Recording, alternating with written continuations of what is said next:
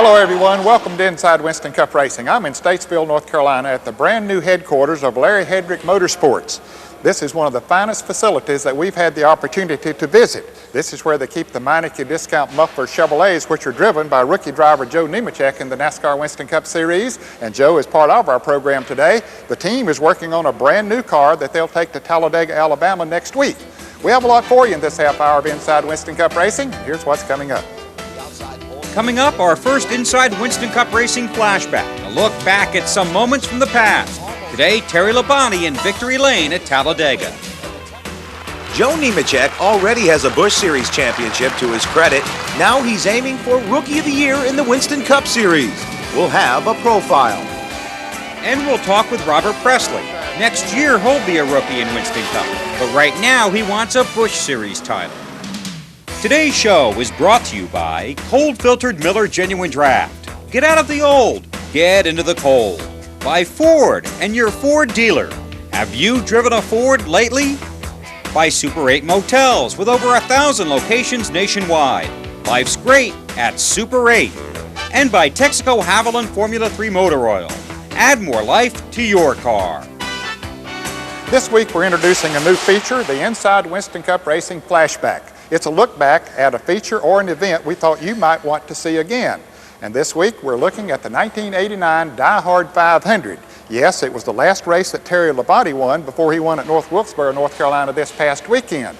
On Saturday, there was a big wreck in practice. Many of the teams had to go to backup cars. But it was a typical July day in Talladega. But when it was all over, Terry Labonte was in Victory Lane. So here is this week's Die Hard 500 flashback. This segment of IWCR is brought to you by Texaco Haviland Formula 3.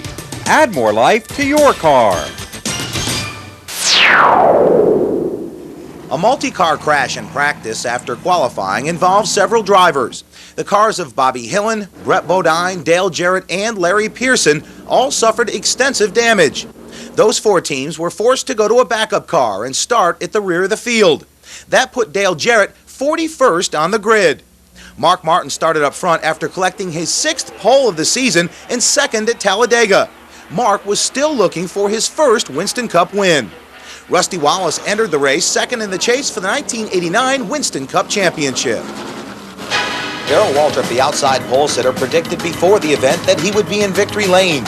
And when the green flag dropped, Darrell quickly headed that way. But by the time they completed one lap, it was awesome Bill Elliott out front. It was a heated battle at the point all afternoon as 10 drivers swapped the lead 49 times. And speaking of the heat, temperatures on pit road were said to exceed the 110-degree mark, and crewmen tried anything to keep cool. With spoilers laid back in an attempt to compensate for the carburetor restrictor-plated engines, drivers had trouble controlling their cars. Bill Elliott spun all by himself, bringing out the first caution. Elliott had to replace a windshield. While under caution, Jimmy Spencer made contact with Darrell Waltrip on pit road. Spencer's day ended. Waltrip marched on. Another early race incident involved Jeff Bodine, Michael Waltrip, Rusty Wallace, Jimmy Means, and Derek Cope. All were done for the day. The incident dropped Wallace from 2nd to 5th in the season's points race. 15 or 20 car freight trains were commonplace all day long at the superspeedway. The guy at the front of the pack most of the afternoon was Morgan Shepherd in his Valvoline Pontiac. But O is lurking close behind were Mark Martin, Darrell Waltrip, Terry Labonte, and Ken Schrader. Just past the halfway, under green flag pit stops, Mark Martin was almost assured he would not win his first Winston Cup race, as Alan Kowicki slipped past his pit and almost took out the Strode Light Ford. On lap 128, Joe Ruttman lost control of his Oldsmobile on the front stretch. Ruttman almost went over after careening the outside wall. Alan Kowicki was the next to go. Also involved and done for the day were Sterling Marlin and Bobby Hillin Jr. Under green flag racing, Bill Elliott would cut down a tire and go a lap down, ending his chances for a win. With just 18 laps remaining, Terry Labonte leads. Davey Allison is in 4th. Suddenly, Allison's rear end breaks loose. Davey keeps it out of traffic as he slides into the infield. On the restart, Terry Labonte gets a jump, and he takes Darrell Waltrip with him. Mark Martin in 3rd struggled to get around the lap car of Bill Elliott, and Terry Labonte went on to take his first win at the Talladega Superspeedway. Darrell Waltrip finished 2nd. A tremendous race, a couple of crashes, one early involving Jeff Bodine and Rusty Wallace. Terry, unbelievable event. Well, it was a great run for our Budweiser Ford. The car just ran super all day. It handled good. The guys at the shop and the engine room have worked around the clock, I think, since Daytona, trying to get some more power with the restrictor plate. And all the hard work and effort that they put into it really paid off for us. Terry Labonte sort of surprised the racing world in victory lane after that Die-Hard 500 when he announced that he would be leaving the Junior Johnson team at the end of the 1989 season to join the Richard Jackson Skoll team. You be sure to join us here tomorrow morning at 11 o'clock when we'll preview the Haynes 500 at Martinsville, Virginia, and then join us tomorrow evening at 8 p.m. when we'll have a post-race report. Now we need to take a short break, and as we leave you for this break, here are the Winston Cup point standings going into the Haynes 500.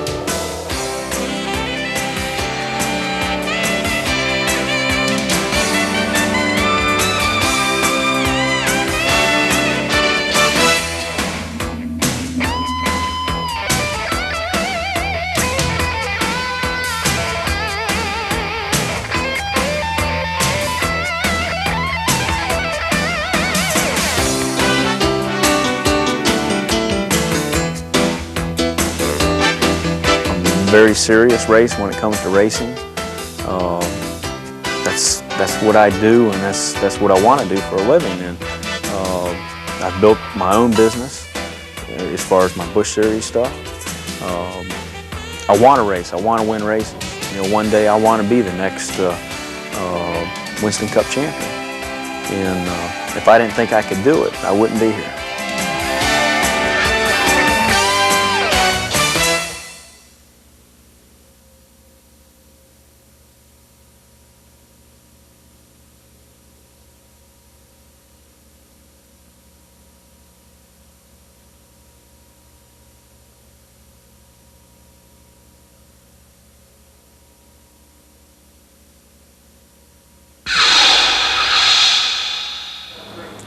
As we continue to profile the rookies who are running in the NASCAR Winston Cup Series this year, this week we focus on Joe Nemechek, the 1992 NASCAR Busch Series champion. Joe has certainly shown a lot of promise in the sport of auto racing and is still among the favorites to win the Max Race Cars Rookie of the Year honors in 1994. Randy Pemberton has this profile on Nemechek. The start of the 1994 season was one of disappointment for Joe Nemechek and the entire Larry Hedrick Motorsports team. Attempting to make the Daytona 500, they failed to find the speed, and the team was sent home with a humbling experience. Nemechek, a preseason favorite to capture this year's Max Race Cars Rookie of the Year honors, came back to make 5 straight races that were started without several other of the top rookie contenders in the lineup. But last Saturday, after second-round qualifying at North Wilkesboro, the Hendrick team once again found themselves coming up short of making that 36-car field. On Monday, car owner Larry Hedrick realigned the team's principal players, which ultimately allowed Vic Kangas to move back over to Nemechek's personal race shop to prepare cars there. Now the communication and collaboration of getting the cars to qualify and race competitively will come from engine builder and general manager Waddell Wilson, along with reacclaimed crew chief Doug Richard and Joe. Nemechek regrets the loss of Kangas working on the Winston Cup cars, as the two teamed together with much success in the Busch Series, including a championship in 1992. A week prior to the departure of Kangas, we talked with the team about their potential and the toughness of making it in the Winston Cup Series. You know, the Busch Series, it has some very good drivers, and it's very competitive. And but there's more. I would say on the whole, there's more cars that are closer. You know, there's a few. Your Earnhardt, Mark Martin, Rusty Wallace. A few of those guys are out front, and they're dominant every week. But you look at the next 20, and they're all pretty close. So that's what's so competitive. And the biggest thing now is trying to find that edge. And if you can find that edge to get an advantage, you're going to be ahead of them. The team's brand new 30,000 square foot racing facility shows the commitment of car owner Larry Hedrick. That, along with the players that he's put together over the years, shows his determination to put the team back on the right track. You know, you have to hand the credit to Sue and Larry Hedrick, because what they put together here, you know, the complex here, and then the equipment from the engine room in here, the machine shop to the race car shop, you know, it's as good as you can buy. It's as good as any of us have seen in any shop that I've ever worked with. We're new into the shop right now, so we got to put pieces in their place yet. So organization, that's going to come along with time. The equipment, it's here. We just got to be able to use it and perform. The Hedrick Motorsports team is going through some growing pains, to say the least, but their potential for success still remains. Well, this is basically a brand new team, the way I look at it. You know, they've had Larry Hedrick has been around for a few years. He's had his ups and downs, and basically we're building something brand new. You know, they're starting out with a brand new shop. You know, we got a lot of new equipment, trying to get a lot of things going, getting their own engine program going this year with Greg Wilson. Just a lot of things happening, and it takes time for all that to gel. It's the same as any other team. If you can get everybody working together and doing their jobs as best they can do them, man, you're just going to accelerate through that learning curve like you wouldn't believe. Every team has to have a center of influence to succeed, a main man or a go-to guy. And as far as both Hedrick and Nemechek are concerned, Waddell Wilson has the credentials and the experience that will eventually help this team become a winner. He's kind of like my best friend, like a confidant, like a leader. He keeps us from getting too far off of the center line, so to speak, and he knows by virtue of his experience what to anticipate in a lot of areas, and that keeps us from getting into the wall, so to speak, in terms of trying things that may not be the right thing to try. Waddell has been around a long time. He has a lot of experience. You know, he's built engines. He's very key player as far as the racetrack, getting the carburetor set right, looking at the spark plugs. You know, I used to do a lot of that on my own engines. It's nice to have somebody to do that now, and we've had good engines. Certain places I think we've been off a little bit, but it's all getting that relationship going. You know, they got to figure out what I like and what I want, and we changed a little bit in the intakes, the heads, and we're getting better and better. With a little luck and a lot of hard work, Waddell and the rest of the team will get things in line and hopefully take Joe Nemechek to this year's Rookie of the Year title. As you can tell, Joe Nemechek is a very articulate individual, along with being a good race driver. And with Meineke Discount Mufflers behind him and this team, they should go a long way in the sport. We need to take a break. We'll have the mailbox when we come back, and a little later on, we'll talk to Robert Presley. So you stay with us.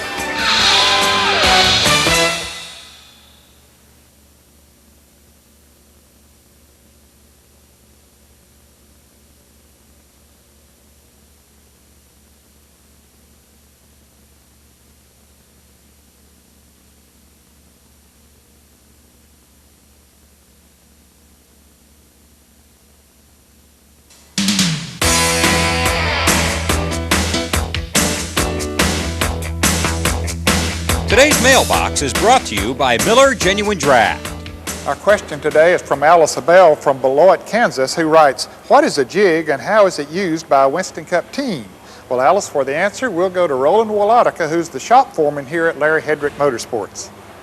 Well, that's a good question, Alice. We use jigs and fixtures for several different reasons, mostly so the repeatability from one car to another in the parts.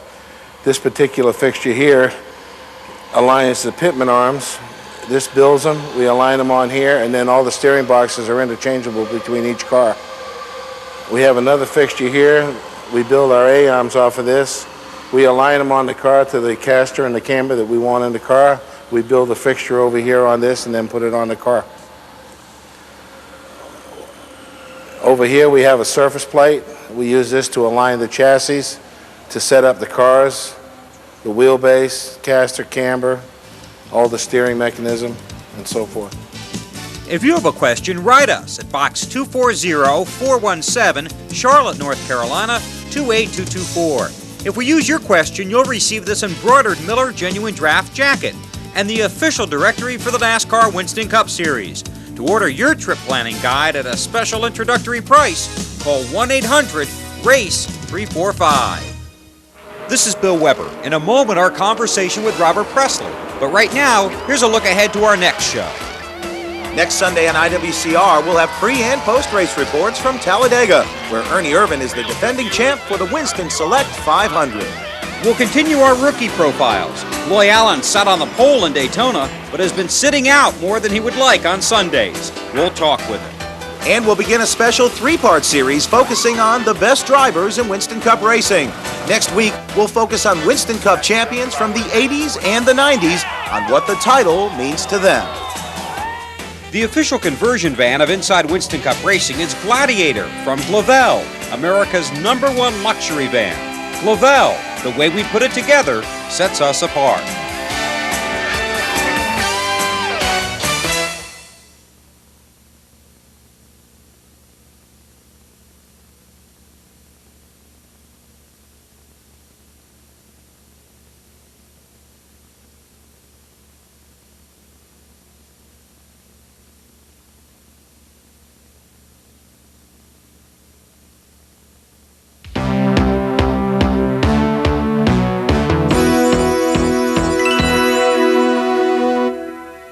Now we have moved into the machine shop here at Larry Hedrick Motorsports, and I promise you folks, there is none finer in the business. Robert Presley is in his last year of NASCAR Busch Series competition. He'll be moving to the NASCAR Winston Cup Series in 1995. And recently Bill Weber had an opportunity to talk to Robert about the past, the present, and the future. When you look at Robert Presley's past, there is no questioning his future. He comes from a racing family and has established himself as a weekly threat to win in the Busch Series. He entered the '94 season with 10 career wins and 56 top 10 finishes in 5 years as a Busch regular. For a while, 1994 was a question mark for Robert. A Winston Cup deal came unraveled, and he began fielding offers for a final year in the Busch Series. He landed in the seat of the J&J Racing team, the same cars Ricky Craven drove to a second-place finish in the 1993 point race. The team has struggled through the first 8 races. Still, Robert has collected 3 top 10s and is 5th in points. Next season, he'll make the long-awaited move to Winston Cup, replacing the retiring Harry Gant. But right now, Robert is still concentrating on winning in the Busch ranks. That's what's making this so hard, and I'm looking forward to going to U.S. Tobacco, Skull Bandit and Leo Jackson. And I know what I'm going to do, but, I just don't want to waste this year, I think what I'm trying to do is I'm trying to make this thing work too fast, and, it takes a year to get everything gelling, but I've not got a year, I've got to do it right now this year. Presley's goal is to continue racing and resume winning. He desperately wants a chance to take the Busch Series championship with him to the Winston Cup Series. Yeah, I want to win 5 races at least this year in the Busch, and I think we can do it with this team. And, the biggest goal I've set is I want to win this championship before I leave, This something really means a lot to me, be able to do it. Before, I've always wanted to win races, and we've won as many in the last 2 years as anybody, but there ain't a championship nowhere in sight. So this year I'm focusing more on winning the championship than I am the races, which it's getting kind of old, I'm missing victory lane. I've never went this long. But battling back to the top is a difficult challenge. 1994 has seen an infusion of talent to blend with the promising returning teams from past seasons.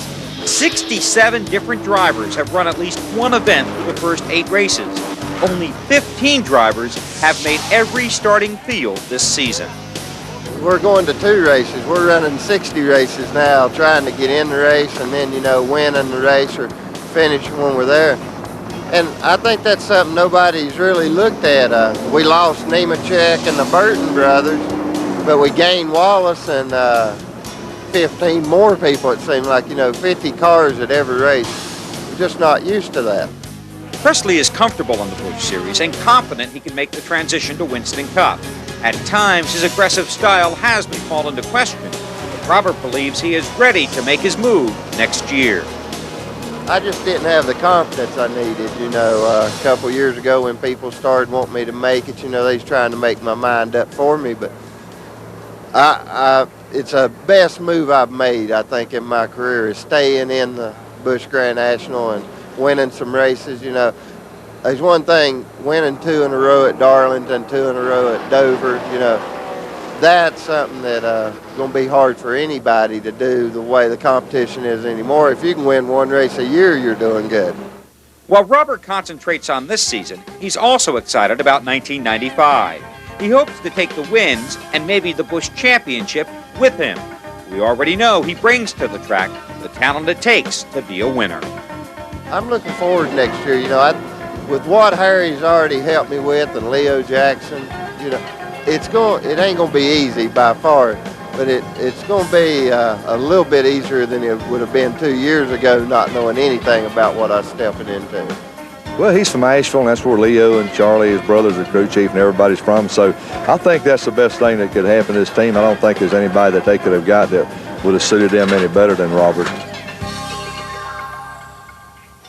Of course, Robert Presley will be replacing Harry Gant, who will retire at the end of this year in the Skoal Bandit car in 1995. He'll be working with his brother, Charlie Presley, who's crew chief on that car. Boy, I wish I could have had one of these machines when I was racing. Don't know what all it does, but I guarantee you it would help me to win some more races. Well, our time's up for today. Hope you enjoyed the show, and our thanks to Larry Hedrick and all the folks for allowing us to come in here. We'll see you again here on Inside Winston Cup Racing, right here on TNN. Today's show has been brought to you by Cold Filtered Miller Genuine Draft. Get out of the old, get into the cold. By Ford and your Ford dealer. Have you driven a Ford lately? And by Texaco Haviland Formula 3 Motor Oil. Add more life to your car. Footwear provided by Simpson Race Products, makers of the Ground Effects line of motorsports footwear. For order information or a new catalog, call 1-800-654-RACE. Communications for IWCR are provided by Racing Radios, the official communications of NASCAR and the Winston Cup Series.